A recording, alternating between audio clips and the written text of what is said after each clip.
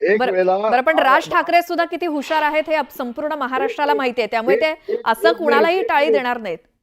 एक मिनिट एक मिनिट एक वेळेला याच राज ठाकरेंच्या बाबत बाळा नांदगावकर आणि मी हम्म, उद्धव ठाकरेंकडे गेलो होतो. हम्म, उद्धवजी, आपण दोघे सोबत काम करा, हम्म.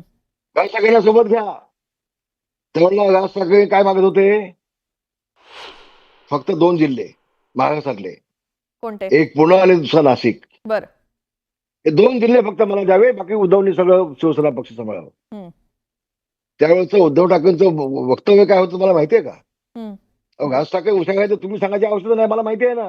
हम्म, त्यावेळेला उद्धव ठाकरेंचं म्हणणं असं होतं, रामदास भाई, एक म्यान में दो तलवार नाही होती. हम्म.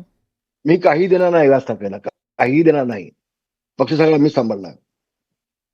बरं. आणि याच उद्धव ठाकरेंनी राज ठाकरेंना राजकारणातून संपूर्ण उद्ध्वस्त करण्यासाठी हम्म, राज ठाकरेंच्या सोबत जे जे जे त्यांचे सहकारी होते हम्म, त्या सगळ्यांना संपवण्याचा प्रयत्न केला. हम्म. त्यांना कुठला पद द्यायचं नाही, कोणाला आमदारकी तिकीट द्यायची नाही, कोणाला नगरसेवकाची तिकीट द्यायची नाही. का? कारण ते राज ठाकरे सोबत आहे. हम्म. उद्धव ठाकरे आपला माणूस पाठवायचे राज ठाकरेंच्या बंगल्यावरती, की तिथं कोण कोण बसले त्यांची यादी काढून आणा, गपचूप बघून या. हम्म, हम्म. आणि जे बसले असतील त्यांचं आयुष्यातलं कल्याण झालं राजकारणाचं मग समजायचं.